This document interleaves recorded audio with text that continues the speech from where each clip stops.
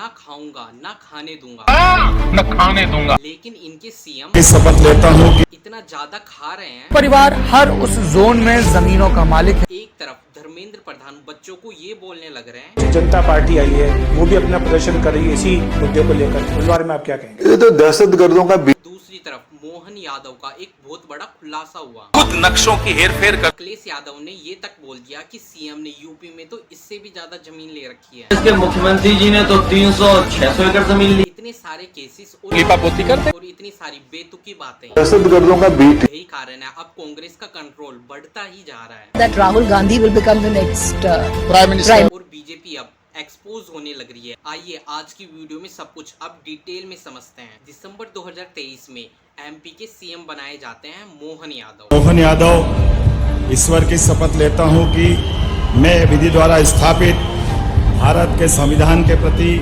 सच्ची श्रद्धा और निष्ठा रखूं। मोहन यादव को सीएम बने हुए 2.5 साल हुए थे प्रधानमंत्री महोदय श्री नरेंद्र मोदी जी मंच पर उपस्थित हो चुके हैं और उसी में उनका काला चिट्ठा सामने आने लगा। उस जोन में जमीनों का मालिक है जहां चेंज ऑफ लैंड यूज यानी कि CLU यानी भूमि को किस तरह से इस्तेमाल किया जा सकता है, इससे जुड़े नियमों में बदलाव होना है। उज्जैन में मोहन यादव की फैमिली ने मिलकर 137 प्लॉट खरीदे हैं कुल। ये सभी प्लॉटें वहीं खरीदे गए थे जहां सरकार का प्रोजेक्ट आने वाला था, जहां हाईवे आने वाले थे, जहां और भी ना जाने सरकार क्या क्या डेवलपमेंट करने वाली थी। आने वाले समय में खुद विकास करने लोगों द्वारा ये प्रेडिक्ट किया गया था जब 2028 में यहाँ से जब पूरा डेवलपमेंट हो जाएगा तो वहाँ पर जमीनों की मात्रा में बहुत बड़ा उछाल आने वाला था। ट्रेडिंग की फील्ड में इसे इनसाइडर ट्रेडिंग कहते हैं, क्योंकि आप लोगों को पहले ही पता होता है कि कौन सा स्टॉक सबसे ज्यादा फ्यूचर में प्रॉफिट देने वाला है। ऑफ लैंड यूज यानी कि CLU यानी भूमि को किस तरह से इस्तेमाल किया जा सकता है,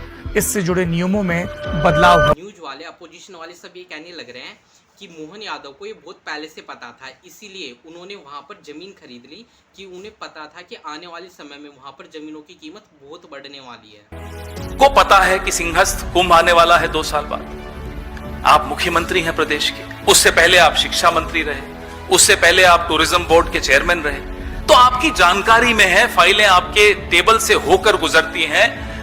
आप खुद नक्शों की हेरफेर करते हो, आप मास्टर प्लान में हस्तक्षेप कर सकते हो।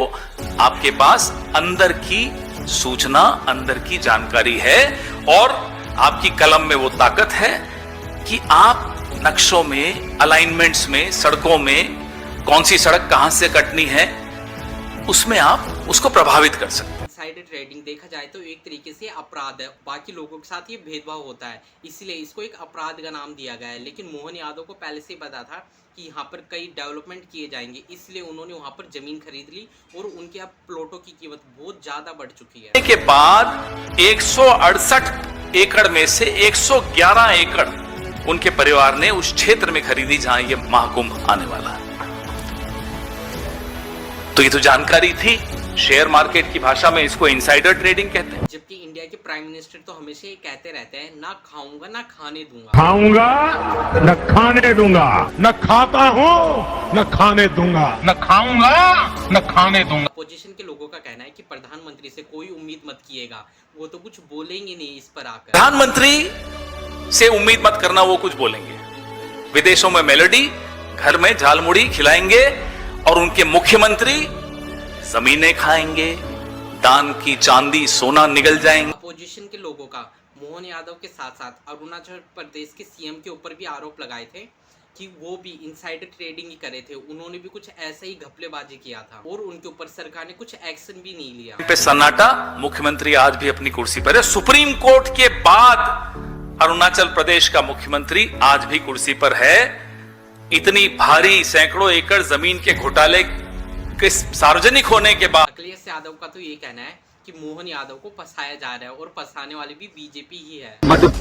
उनके घर वाले पार्लियामेंट रिश्तेदारों ने 168 एकड़ जमीन खरीदी हुई है सर। मोहन यादव जी को बदनाम करने के लिए ये बीजेपी ने साजिश की है। अखिलेश यादव का कहना है जो यूपी के सीएम है उनके पास भी तो बहुत सारी जमीन है, वो भी तो फ्रॉड तरीके से आई हुई है, उसके ऊपर तो कोई बात ही नहीं करता है। तो उत्तर प्रदेश के मुख्यमंत्री जी ने तो 300-600 एकड़ जमीन ली। काफी लोगों का तो ये कहना है कि बीजेपी मोहन यादव को फंसाने लग रही है, उनकी छवि खराब करने लग रही है। कई लोगों का तो ये कहना है कि देश में इतने सारे मुद्दे हाईलाइट हो रहे हैं, इसीलिए बीजेपी ने एक ऐसा मुद्दा उठा दिया है, अपने ही बीजेपी पार्टी के लोगों को फंसाने लग रहे हैं, ताकि लोगों का बाकी मुद्दों से ध्यान भटक सके और उन मुद्दों पर आ सके। बातें एकदम से जनता भूल गई और सिर्फ मोहन यादव जी की बातें। देखो, अब कुछ भी हो, मोहन यादव ने जमीन जितनी भी खरीदी है उसकी आने वाले समय में कीमत 500 करोड़ से भी ज्यादा हो सकती है, क्योंकि वहाँ जो प्रोजेक्ट आने वाले हैं वो तो आके ही रहेंगे। आएंगे, दान की चांदी सोना निगल जाएंगे। अगर कोई गरीब आदमी या कोई मिडिल आदमी कोई घपला कर लेता है तो उसे जेल होती है, और यहाँ पे तो खुद सीएम ने इतना बड़ा घपला किया है, तो क्या उसे सजा नहीं होगी? जिस तरह यूपी के सीएम की बात करने लग रहे थे अखिलेश यादव कि उनके ऊपर भी